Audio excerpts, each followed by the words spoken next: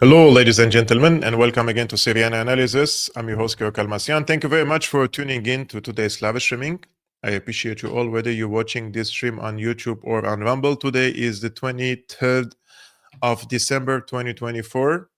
It's Monday here, and I forgot to announce on Friday, last Friday, to tell you that today I had a driving lesson again. This is the practical one. I have to drive probably 4 or 5 hours, so I had to finish my quota.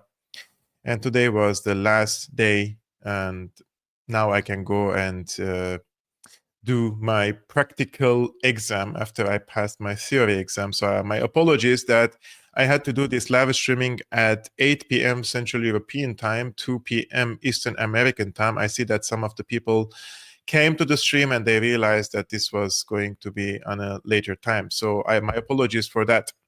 And this is a message for the people who recently followed Syriana Analysis. For those who don't know, Syriana Analysis is already 7-8 years old, and we reached to 90,000 subscribers only last week. Very grateful, very happy about that, and hopefully, inshallah, soon 100K subscribers. We would reach that, and let's see if YouTube will send there as a YouTube plate for those who reach to 100K, because they say they have to manually evaluate and see if I deserve it, even if I reach the 100K. But for those who are new and they have followed the past streams when I hosted my friend Maram Susli, the Syrian girl, and then Richard Medhurst, and I received some comments, people saying, but this is an Assadist talking point, this and that. So I want to just make a quick disclaimer and explanation for the people who think this is an Assadist point of view or Assad talking point. When I was first asked about Assad, this was many years ago, I said if Assad left the country in 2011 and 2012 and left the country for its destiny to be torn apart and occupied by the US, Israel, Turkey, and the rest of the powers who struggled over the country, I would have called him a traitor. And I expected him to execute and follow his constitutional duties and push back against a foreign-funded insurgency. Now, if you don't know that this was a foreign-funded insurgency and you think this was a revolution, then you have lots of research to do first before coming back to Syriana Analysis, because for 7-8 years, I have explained in length with documents, with evidence, and with proof that this was a foreign-funded insurgency backed by NATO countries, in addition to Qatar, Saudi Arabia, and Israel. And I have probably spent tens of hours explaining this by slides, by videos, by maps, and all sorts of evidence that I could hold hands on. So if you are new to this, I just advise you to go and read a little bit about Timber Sycamore and read about the American and Israeli funding, backing, training, equipping of these HTS and other armed groups in order to engineer and trigger an insurgency, an armed insurgency against what they called the Syrian regime for geopolitical reasons and not for the cliches that we continue hearing, like human rights, like democracy, and all this stuff. So this is where I stand on, and this is why when Assad left the country the way he did, I said this is a treason, and this is also humiliating for the people who stood by him, supported him, the Syrian army soldiers, the families of the victims, and millions of Syrians who expected, after years of living under dire conditions and economic suffocation and sanctions, for hoping for a better outcome. So once he left the country, today I was on a podcast and I explained why I think this is treason, because when you see that you cannot win a conflict, you can give up your authorities to someone in the military council, for example, or form a military council and hand over your authorities to military council or to the prime ministry, and to have someone who is managing the affairs of the country, especially the military, which represents the backbone of any country. And when he fled the country without securing the destiny of the military and the people who stood by him, including some of the, let's say, religious minorities who are now under big scrutiny and discrimination, basically, by HTS.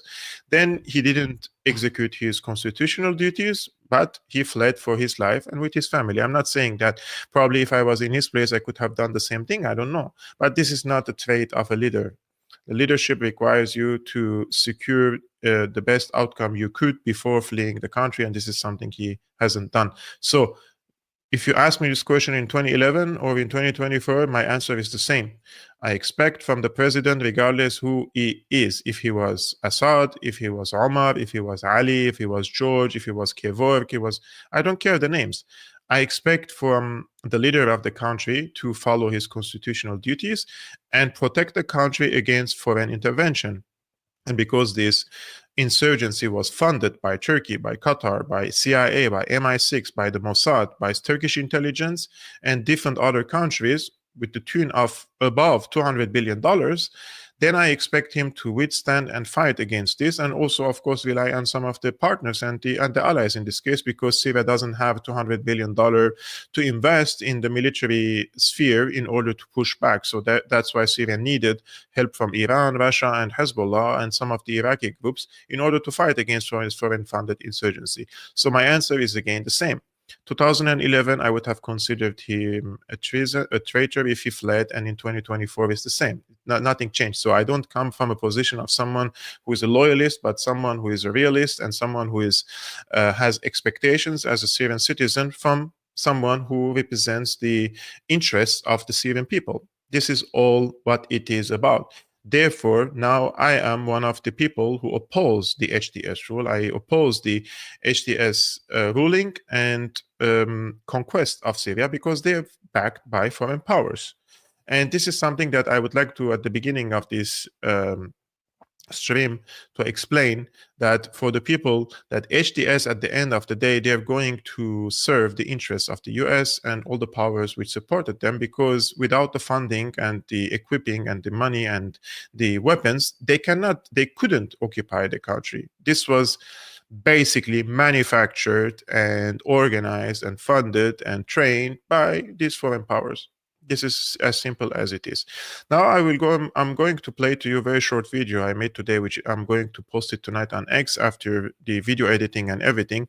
And this is what I explained, how HTS is going to serve the interests and what are the interests basically of the Americans and the Israeli interests that HTS, and the Turkish, of course, that HTS is going to serve. Take a look. One of our duties as journalists on social media platforms is to show you the hypocrisy of the mainstream press. On one hand, the mainstream journalists claim that the rule of Assad has been illegitimate because his father, Hafez, came to power after a military coup. At the same time, they are telling us that the rule of Jolani is legitimate, although he came to power after a military coup, but this military coup has been supported by the United States. That's the main difference. Not only that, Jolani has been on the terrorist list for a long time, at least 14 years. But now that doesn't matter because Jolani is in charge and he will give a few services to the US empire. One, he will allow Turkey to have a big leverage over the country, and Turkey could represent itself as a mandate power over Syria. Secondly, he will secure the borders with Israel and allow the Israeli occupation forces to advance inside Syrian territories without any resistance. And thirdly, he will allow Qatar to extend the gas pipelines through Syria to Turkey, and Turkey would distribute this gas to Europe, so that in the future, if Europe reconciles again with Russia, the European continent would not need the Nord Stream 1 and Nord Stream 2 gas pipelines any longer. Jolani will also solve the problem of the multinational terrorists who came to Syria to fight alongside ISIS and Al-Qaeda offshoots. The ISIS former fighters would be now guarded by Turkey, and the multinational Takfiris who fought alongside HTS or al-Nusra, they will receive a Syrian citizenship. So the United States and Europe would not care about solving this important problem. Therefore, the US and NATO policies, I would argue, they're not value-based policies, but rather driven by interests. Whether it is Jolani, whether it is Baghdadi, whether it is bin Laden, or even Assad.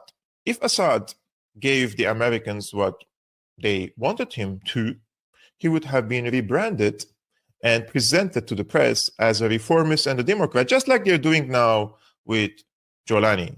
Jolani, who has been the founder of the Al-Qaeda offshoot in Syria, is not only the new leader of Syria, he's now a moderate rebel.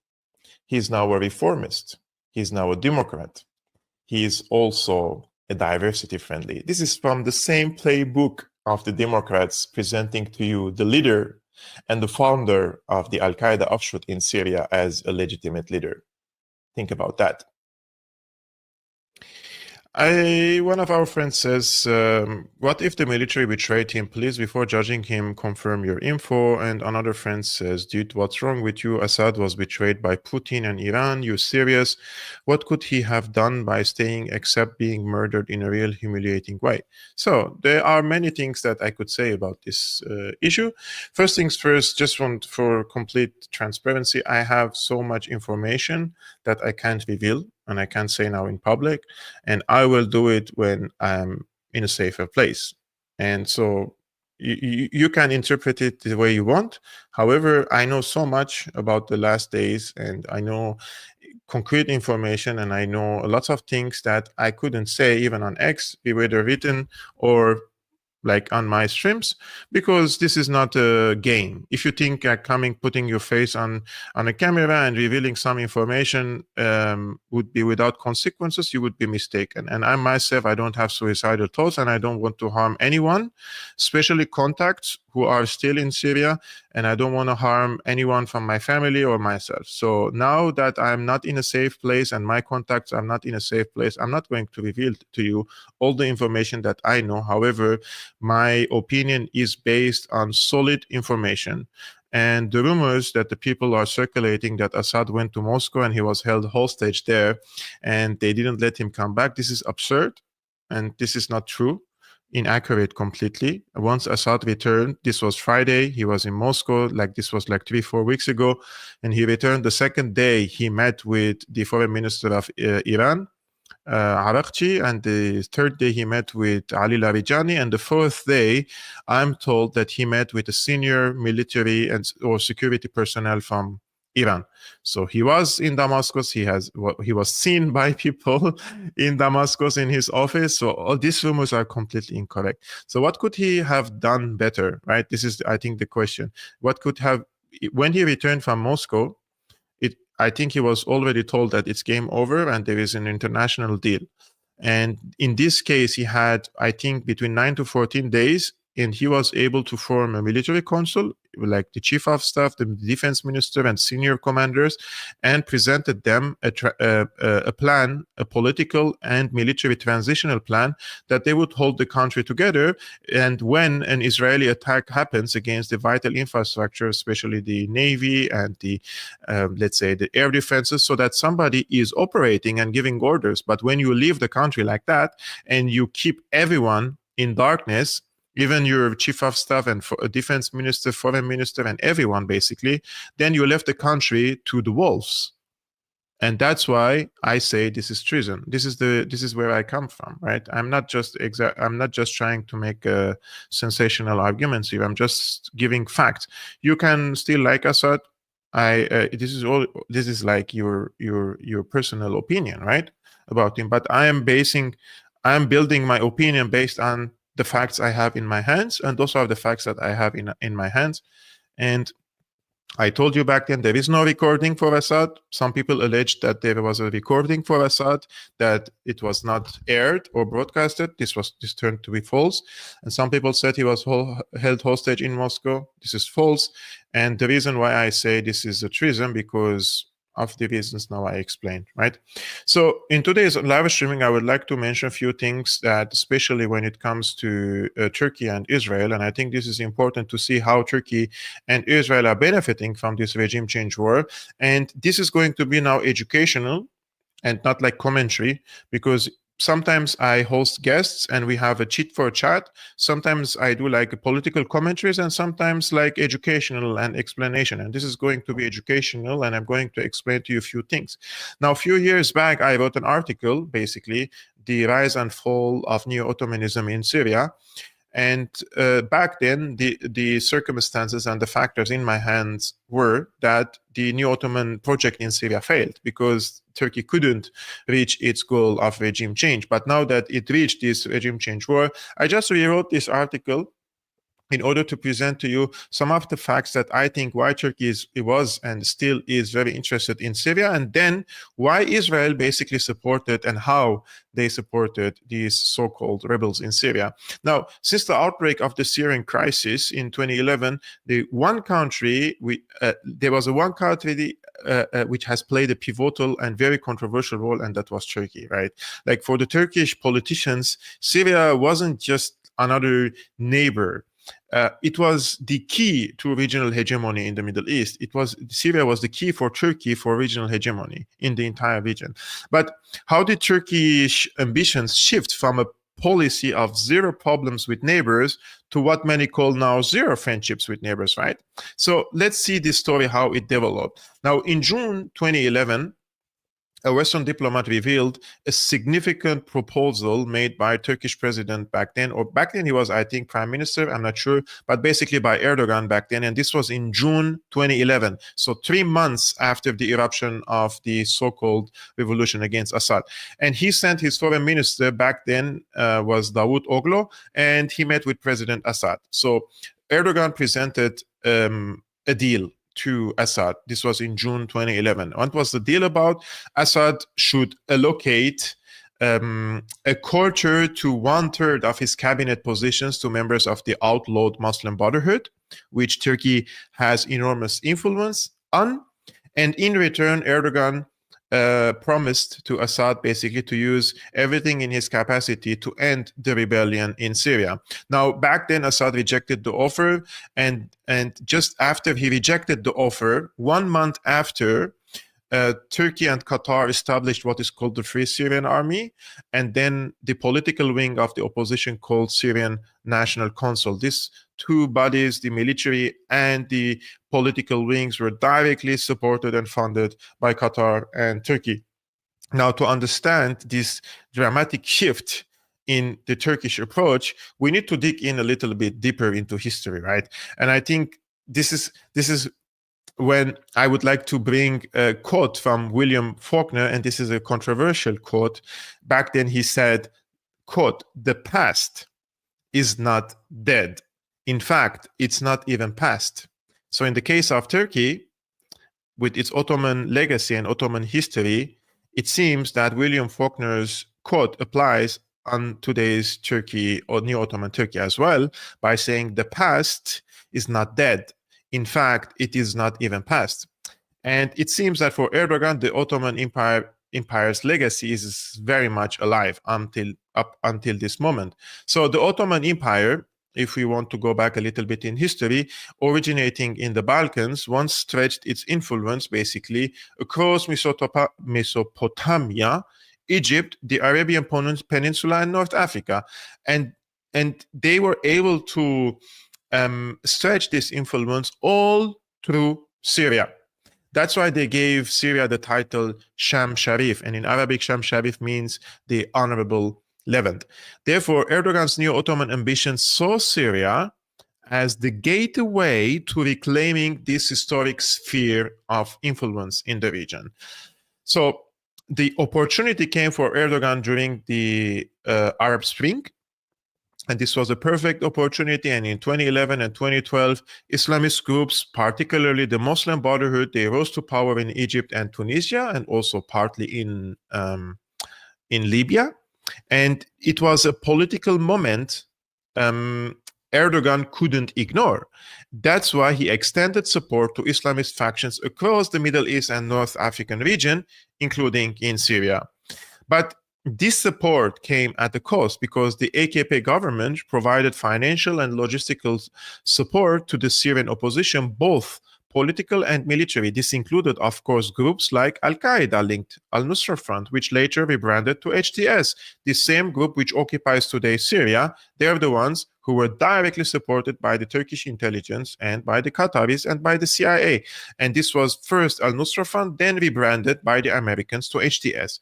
Now, the Turkish intelligence also facilitated the movement of thousands and thousands and thousands of foreign fighters into Syria through the Turkish airports.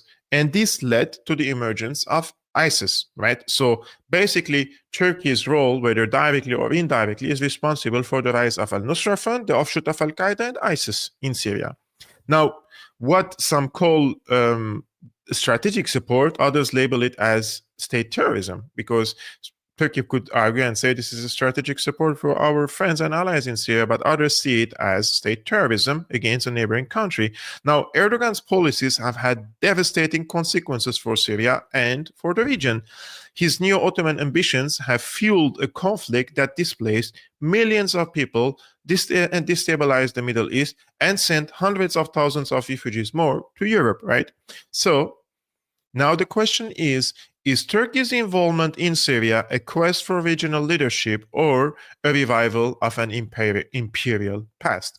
This is the article that I rewrote, which was originally published on, I believe this was on a Lebanese newspaper in Arabic, and I translated it to English, rewrote it today, and present it to you now, what I think and how I think Turkey played a destructive role in Syria. Because nowadays I see a lot of reporting saying that Turkey helped the Syrian people to get rid of the tyrant Assad and this and that, right? So that's why it's important for us to put this in a proper context and tell you the facts about this. And now that these Turkish-backed groups occupy Syria, they're the ones, Turkey is the one who's going to have an upper hand over the country and dictate lots of things, one of which is the constitution of Syria. So Erdogan says Turkey will help Syria restructure a state and draft a constitution. Turkey will assist the new Syrian administration. See how they call it an administration, and this is like from the Middle East Eye, the Qatari-funded Middle East Eye. They call it a Syrian administration, but Assad was a Syrian regime, although both of them came after a coup. Like HTS came after the coup and Assad came after the coup, but this is an administration now in Damascus because they like their guy. So they're going to, this administration in Damascus will receive help from Turkey to restructure the state and will also help draft a constitution for the country. This is what Erdogan said. The Turkish leader said Ankara was already working with HTS leader. Now they call him, of course, Ahmed al-Shara. And others are forming the new constitution, which he described as the most important step for the country. Shara, or Abu Muhammad al-Jolani, better known as whatever, said earlier this week that Syria wants to establish strategic ties with Ankara.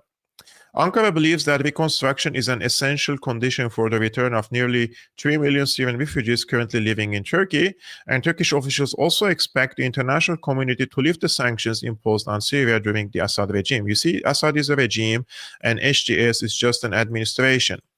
And this is what the Qataris basically do. And at the end of this conversation with you guys on Syriana Analysis, I'm going to show you an article to also try to explain how rich Qatar is and how influential and impactful is the Qatari money in creating news outlets, research centers, financing faculties, political science and political academies, giving scholarships, funding journalists basically, and scholars and intellectuals, name it. Like Qatar has gas reserves that could is sufficient for 600 years ahead. So imagine how much money they have. And that's how they have a grip also over the minds of the people in the region, because they have almost a monopoly over financing the media outlets and the research centers, think tanks, academies, scholarships, and intellectual class, etc. And they buy many of the left-wing people, socialists, old communists, progressives, etc., on their side, trying to polish the main issue, and that is an Islamist conquest of Syria.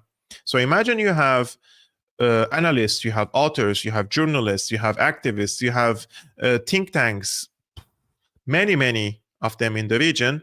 They are recycling day and night the same propaganda that this is a democratic revolution. And they have convinced tens of millions of people in the Arab world, many people. Their entire political education is from Qatari funded outlets and Qatari funded think tanks. Like nobody, in my opinion, in the let's say the ordinary class reads for think tanks. Very few people, basically. But most people watch these 1-minute videos, 40-second reels, and it's Jazeera. It's this Middle East Eye. It's like all these very influential and wide-reached outlets who are telling the people what to think and against who they should direct their anger and where to shift the public opinion. This is the role of Qatar. Now, another evidence we have that Turkey is going to have an upper hand over Syria or a mandate status over Syria, not only Turkey will participate in redrafting or rewriting the constitution of Syria, but at least 2 of the ministers now in the Syrian cabinet that I was able to document have dual citizenship. They have Turkish and they have also a Syrian citizenship. And this was not allowed under Assad in the ministry level or in the members of parliament to have dual citizenship. Now, this guy, his name is Assad Hassan al-Shaybani. He was appointed by Abu Muhammad al-Jolani as the foreign minister of Syria. This is the new guy. This is the new foreign minister of Syria. So HTS has officially announced the appointment of Assad Hassan al-Shaybani, also known by his nom de guerre Zaid Attar, as its new Minister of Foreign Affairs. His recent presence at a meeting with American officials has drawn attention to his potentially complex network of relationships shaping his rise. Recently, last week, the American diplomats, American officials were in Damascus and they met with him. So let's give a little bit closer look. Who is this al-Shaybani and what is his background? Al-Shaybani, he is a member of the prominent Beni Shayban or Sha'ban clan. And he was born in Hasake Governorate in 1987. So me and him, we are at the same age. He's 37, I'm 37. He relocated with his family to Damascus, where he pursued higher education, graduating from Damascus University in 2009 with a degree in English literature and language. Following the outbreak of the Syrian uprising in 2011, he became an active participant in opposition activities, eventually contributing to the establishment of the Syrian Salvation Government in 2017. All is good till here. Then we want to see his connections to the US and Turkey. Al-Sha'bani's academic pursuit and career trajectory offer a glimpse into his potential connections beyond Syria. In 2022, he obtained a master's degree in political science and foreign relations from Istanbul Sabahattin Zaim University, which is a notable Turkish institution. He is continuing his doctoral studies in the same specialization, reportedly at the same university. So he has been studying in Turkey and in Ankara, in Istanbul, Sabahattin Zaim University, at least, let's say, since 2002 or 2019, and now he's pursuing his doctoral studies at the same university. Adding to the intrigue is Al-Sha'bani's completion of an MBA. So he also has in parallel another degree in MBA, basically, at an American university. We don't know what's the name of this university and we don't have much of details, but it seems that this university is a US-based program, likely an online one. Now, is this a strategic appointment by HTS? The announcement of Al-Sha'bani's appointment comes at a time when HTS appears to be recalibrating its approach to foreign engagement and redirecting Syria, basically, towards the American camp. Observers have noted that his Turkish academic credentials and connections, coupled with his interaction with US institutions, position him as a unique figure among the backers of HTS leadership in Syria. These factors may explain his rapid rise within the organization and his apparent ease in establishing a rapport with international actors. This makes Assad Hassan al-Sha'bani a figure worth watching in the evolving dynamics of Syrian foreign policies. Now, just for you to ask, this is a question like I would like to ask to you. Do you think that while he was studying in Istanbul, in this university, has been groomed by the Turkish intelligence? or this was a genuine rise to power. He is 37 years old.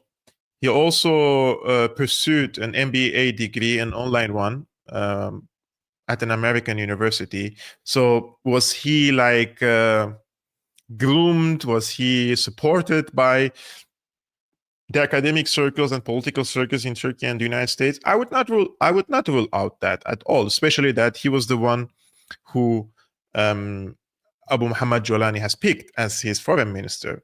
And I think in the current situation in Syria, where Jolani is redirecting the strategic posture of Syria from a country which was in the axis of resistance, pro-Russia, pro-China, into the other side, the transatlantic side, basically, then I would argue that for sure they didn't appoint him.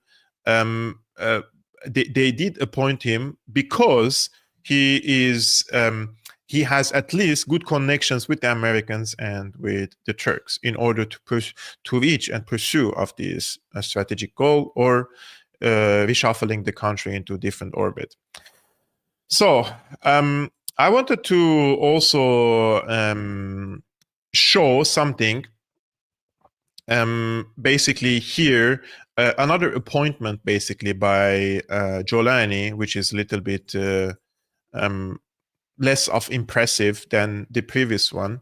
So this is the guy who is appointed as the governor of HTS in Idlib, right? And some people, even the pro-opposition pages, they say, what are his credentials? How can he be, let's say, governor of Idlib? And I think that many of the commentators who are opposition now, they're questioning his credentials anyways. But our friend Max Blumenthal, he says, Jolani has appointed death squad Honcho Abu Isa as governor of Idlib. Needless to say, he has no experience in civil administration.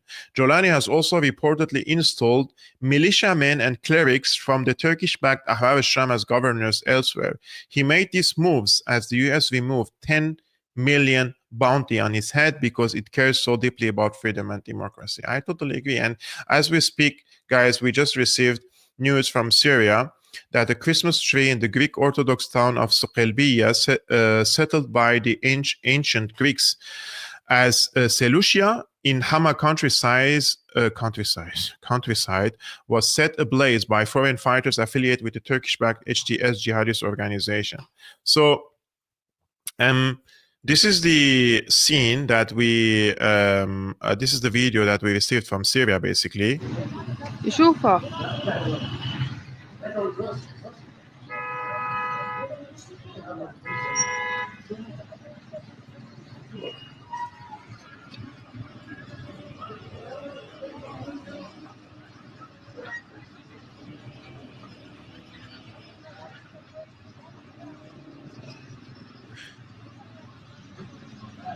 So basically, it seems that those are the Islamic Turkestan army or the Uyghurs, and they have set fire in the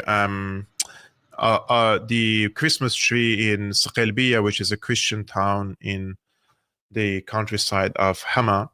And the officials of HTS came and they assured basically the residents in Sokelbiya that this was just another isolated incident, and they apologized and said that they will make sure that things like this won't happen again. Now, I want to say something about this, and I think that as a Christian myself from Syria, I think these things are now very normal. Like it's like I wouldn't expect anything but this from HTS and the people who fought alongside HTS. I mean, we're not fooled. We have been following the emergence of Al-Nusra Front and the rebranding to HTS, and we have followed and monitored what HTS and Al-Nusra did in Idlib. So expecting anything different in other governorates is just like crazy. It's naivete, right? So basically what HTS is trying to do now, they're trying to like have a grip over all the state institutions. This is not time for burning Christmas trees or killing Christians or minorities. This will give a bad posture and bad image about HTS. This is not the time now for such acts. HTS knows this, and they have clear instructions from Turkey, from the US, not to harm the Christians or the minorities, because this is not the time for it. This is time for infiltrating the state institutions and basically having an absolute dominance over the state institutions, the military, the press, the Ministry of Education, the Ministry of Culture, the Ministry of Religious Affairs, and economy, finance, everything. Now, until we reach that point, HTS will always show this tolerant face. Now, after that, I'm not saying that they will all of a sudden return to their past, like become al-Nusra Fund, start slaughtering the people based on their religion and sect. Some things like this are already happening, not widespread, but happening in Syria at the current moment. So in the future could happen as well, but I'm not expecting them to come and slaughter all the minorities. No, but incidents like this, provocations like this, isolated incidents here and there, it will just create an environment of mistrust between the Christians and HTS, the Alawites and HTS, the Shiites and HTS, Druze and HTS, the Yazidis and HTS, the Jews and HTS, and this and that, right? Even the Sunnis who are secular or they don't adhere to the ideology of HTS, they will also be bothered by that. Probably they have to, at the end of the day, accept it as a collective identity, because like this is the rule now. But at least I'm saying the minorities in Syria, and minorities are not like aliens, right? They are Syrians, and they were in Syria even before the Arabs came and the Muslims came to Syria. So they are they are original people of Syria, and they are indigenous people of Syria. But these people will feel alienated, and they will feel this so-called isolated incidents will create this environment of mistrust, and people will just like, they either will give up on their rituals and traditions on the long run, or they will immigrate. So, as I said, since the fall of Assad, in 50 years from now, probably the number of Christians is going to be like 1%. Right? I think Armenians will not have a presence in Syria. It's just a matter of time. So HTS doesn't need to use hard power or terrorism against them. No, it just can create such incidents, or even because maybe it's HTS is not behind these attacks. Maybe this is really some isolated or few isolated incidents, but a few isolated incidents per year, it already creates the conditions for the people to migrate. Like if you're living in a Christian town and you're guarded by Uyghurs and Tajiks and Uzbeks, and they are basically harassing you, and per year probably they do one raid and one attack on a church or on a Christian gathering or over Christmas tree, just one per year. This is enough. And it will, the new generation who is born and see that what's happening in here, no, I don't want to stay here, and they leave. This is what I think is going to happen. So HTS doesn't need to really terrorize and brutalize the minorities or the Christians in Syria to do that. And all this happening in Syria, the driving force behind it, the main driving force behind it is Turkey. Now, I want to make just one more point about Turkey before we move to basically to Israel. So this is Dili Hussein. I'm sure many of you know him. And I told you for a long time, this guy is a sectarian maniac, right? This guy hates the Shiites and the Alawites from his, like, in his guts, he's full of hatred. Every one of us has an energy. Like, what makes me wake up every day in the morning and create content and speak and prepare and do this and that? If you think it's monetary, you are wrong, because if the money was my motivation, I would go and work for the mainstream press.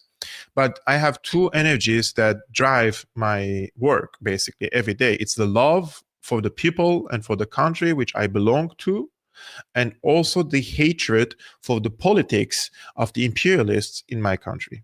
Those are the two energies that I use as fuel to create content every day, whether educational, podcasts, conversations. Because believe me, 5 days per week, it's not something little. Like sometimes you're like, what new I can say, or what something new I can present. I also want to impress you, right, with information.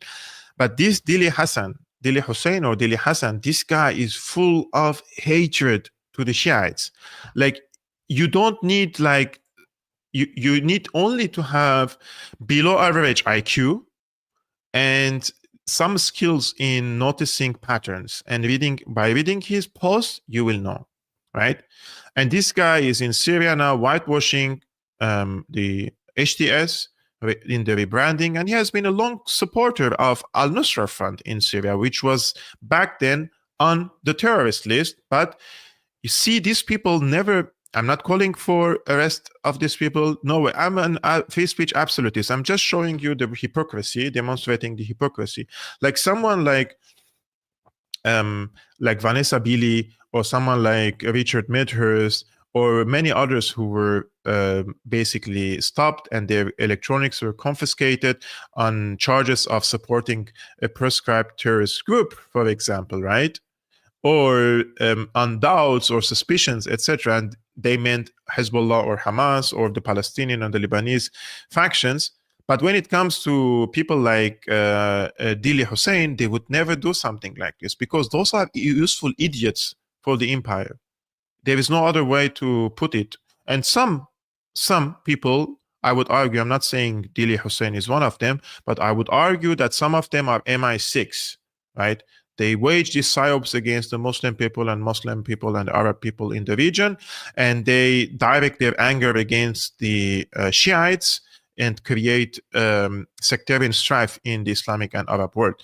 So basically, Dili Hussein, he's meeting with the spokesperson of HTS, and the spokesperson of HTS basically says these foreign fighters, which some of them today burned down this Christmas tree in Suqailbiyya, they will be welcomed and integrated into the Syrian society, and they will be granted citizenship for the sacrifices they made for the so-called revolution, right? So do you really think that somebody comes from Uzbekistan or Tajikistan and he has carried with him this ideology of the Takfirism and Salafism, and he wants to come and fight against the government, Assad regime, call it whatever you want, because this regime was an infidel, so this is a holy war against an infidel regime?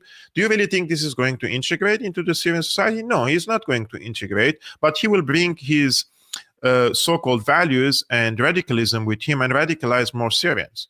This is a ticking bomb. This is something that we cannot really be silent about it. But if you listen to these people who support HTS, basically they come after me and they say, why are you talking about Syria? Who gave you the authority? Nobody gave me the authority. I'm born and raised in Syria. But they were like, no, that doesn't mean you're a Syrian, because 3 generations or 4 generations ago, when your grandparents came to Syria, they came as refugees. So you're a refugee. I'm like, so you want to give a Syrian citizenship to someone from Tajikistan or Uyghur or Saudi who came and brought with him his radical Takfiri ideology to Syria, and he's creating sectarian tensions and religious strife in the country.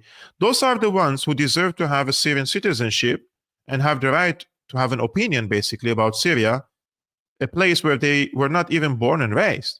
And I'm someone who was born and raised in Syria.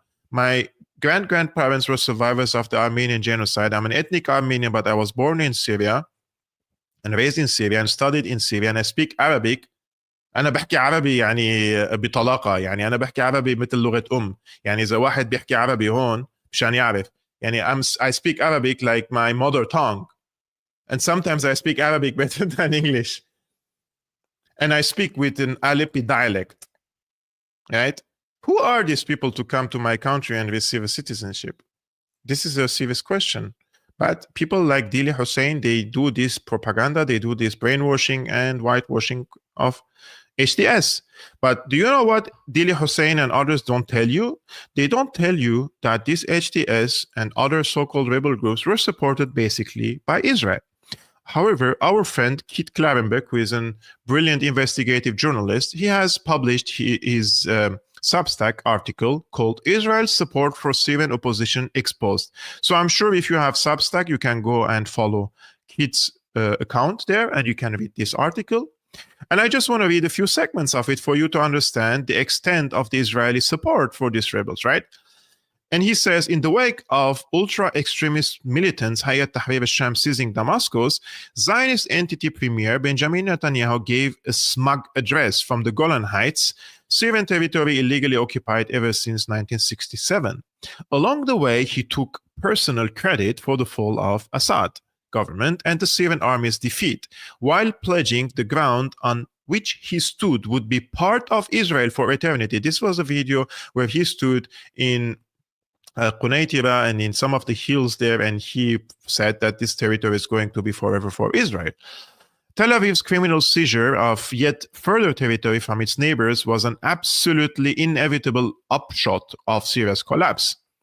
Speaking to Israeli TV on December 2nd, one rebel fighter thanked Tel Aviv for striking Hezbollah and other resistance groups, stating the opposition was very satisfied with the support.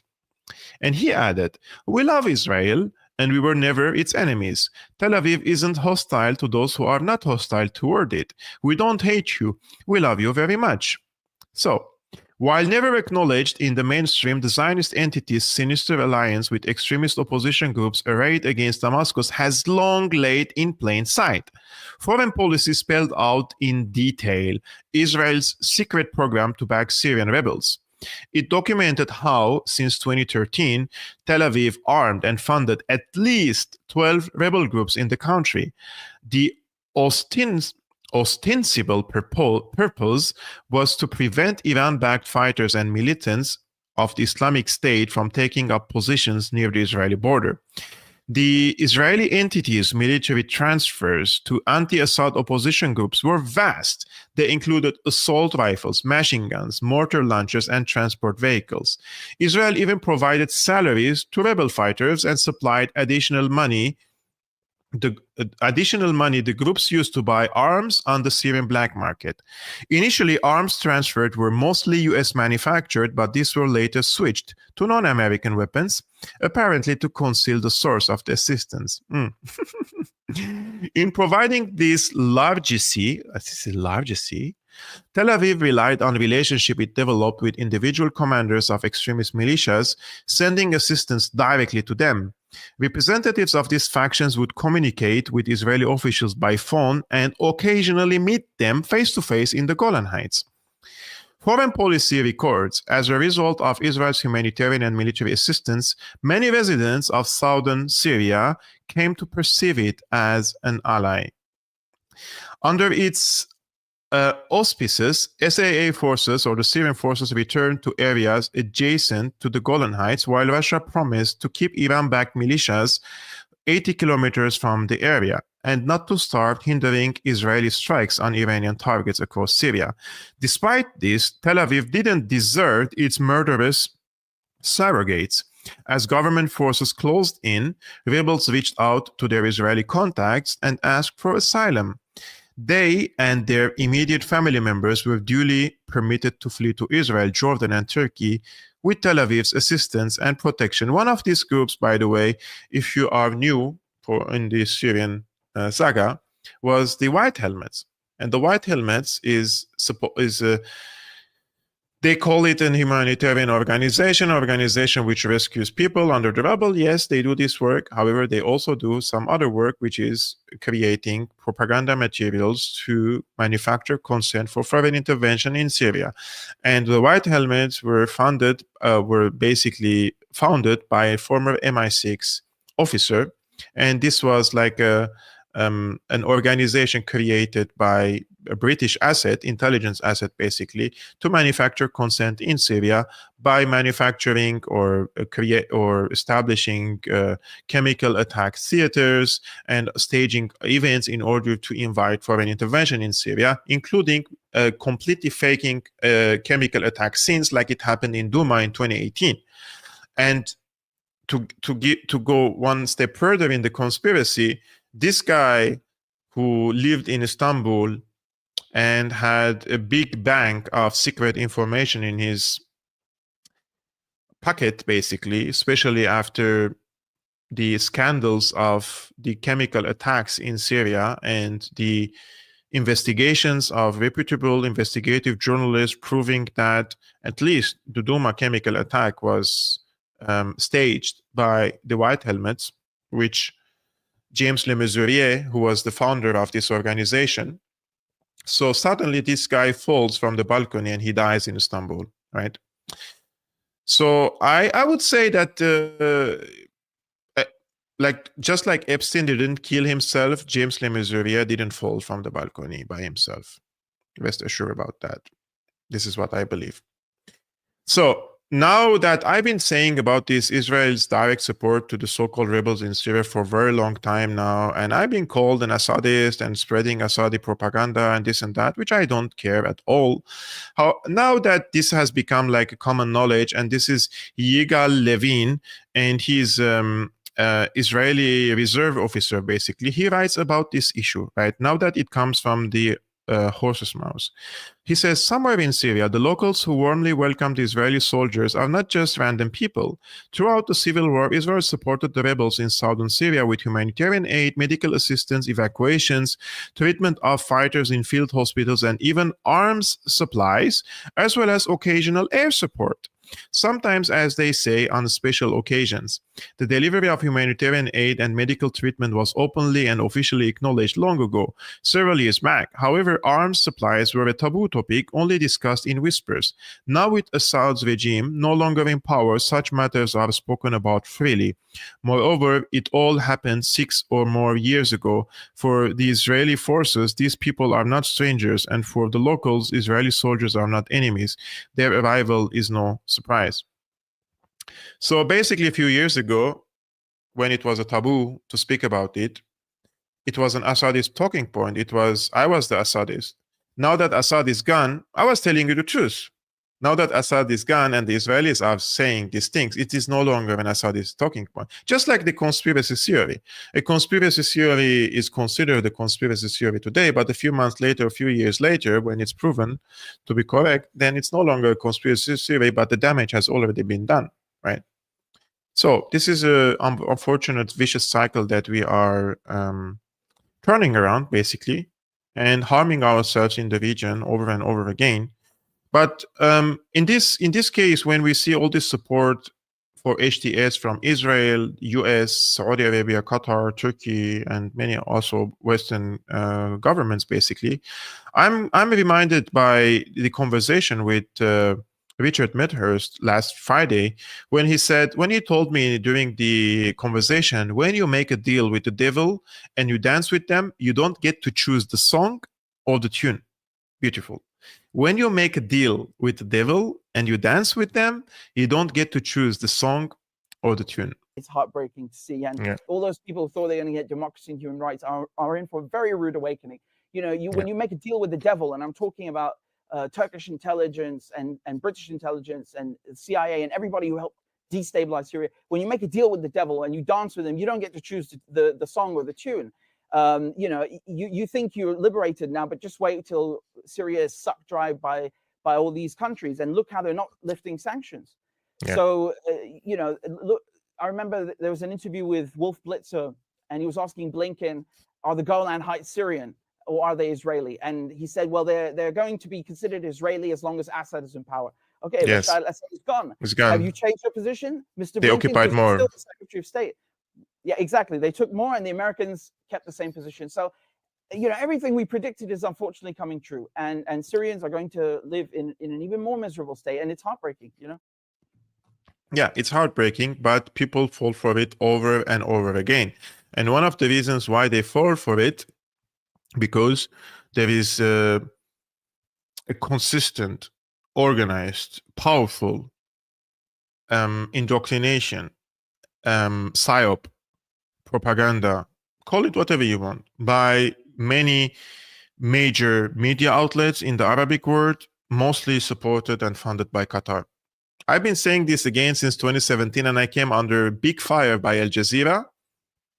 Al Jazeera made a documentary, and when one of these documentaries, they spoke about me for 5 minutes. They called me all sorts of names. I'm a radical right wing. I'm a far right. I'm a probably spy for Assad. They brought people, like they invited people in this documentary. They blurred their faces. They changed their voices, and they start speaking about me all the crap and saying that I'm probably a spy for Assad in Germany and that there is someone coming from Syria and delivering me verbal instructions. This is how absurd Al Jazeera can get.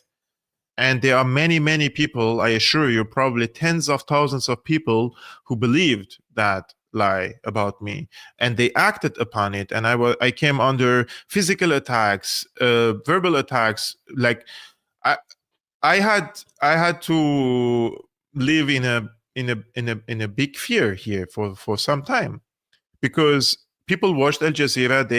They formed a certain perception about you, and as you walk in the street, people start harassing you. They want to say something. I'm talking about people from my country, and they attacked me physically many times. This is what Al Jazeera does. They manufactured a lie. Basically, they just said something that is completely 180% opposite the reality and completely false 100%. But who cares about the truth? And if they had any credibility in this case, like you're talking about someone A, shouldn't you at least call this someone A and ask him questions and have the right to defend himself or give his side of the story? They never done these things with me.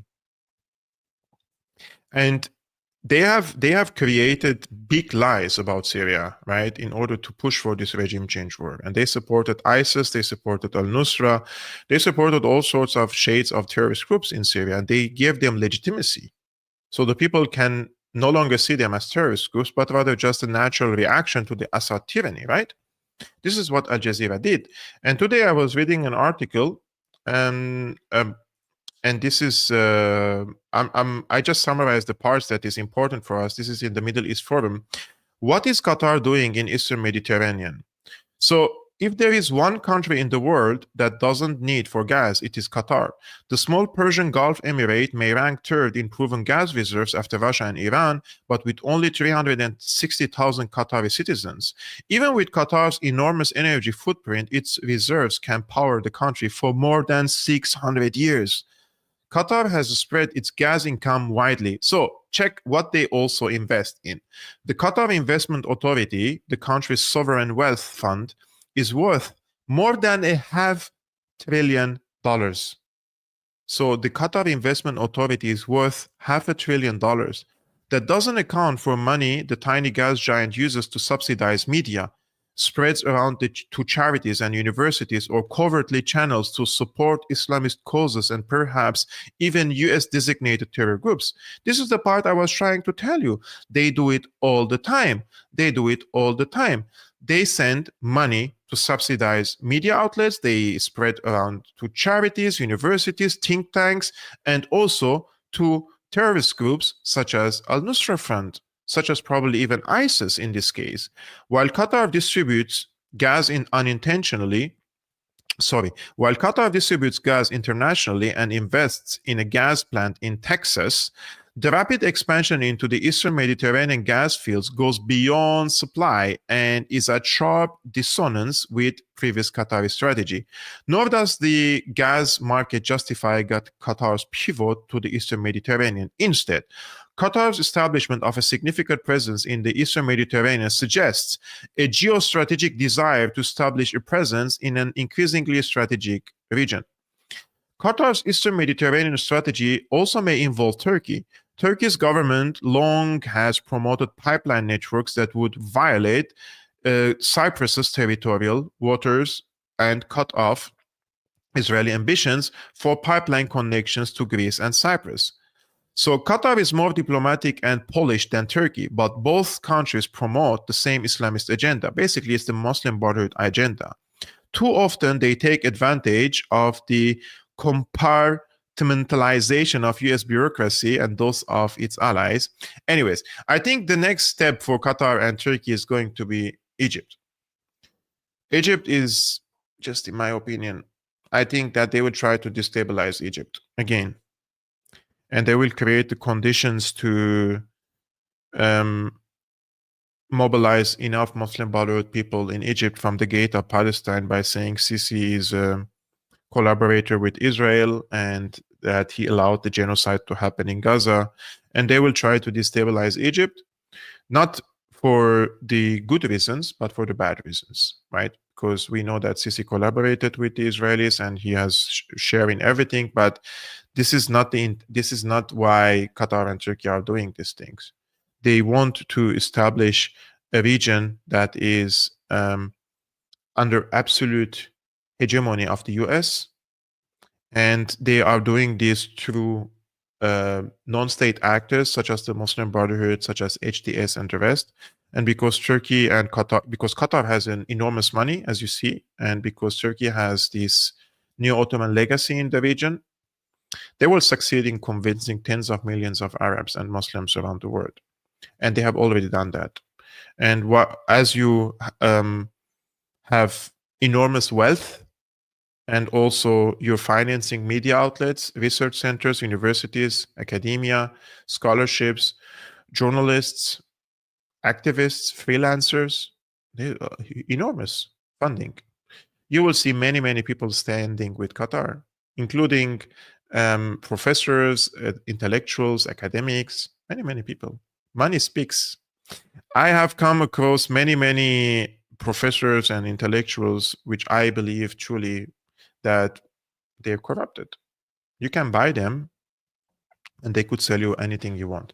And many of these people appear on Al Jazeera, they write for Al Jazeera or the other subsidized outlets like the Middle East Eye, and they cycle these talking points and they wage these psyops against the people in order to create a region that is under certain level of Turkish influence through these alliances in the region of Muslim Brotherhood groups, whether it's Egypt, Libya, Syria.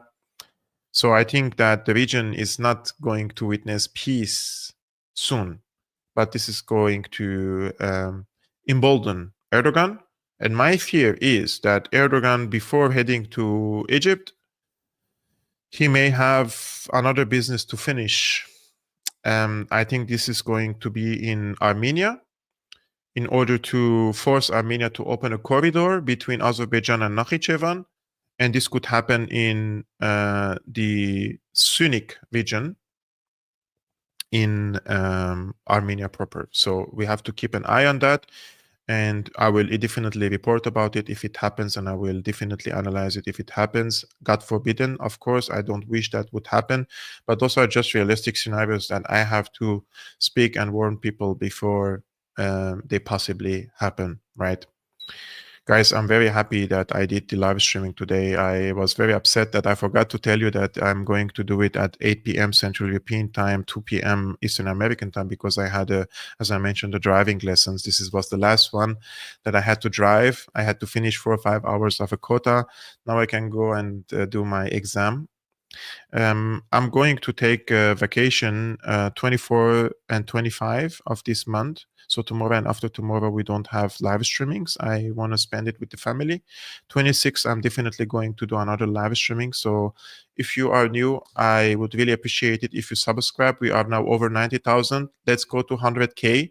And you can also support just by hitting the like button. And if you want to do more, you can become a patron, patreon.com/Syriana Analysis.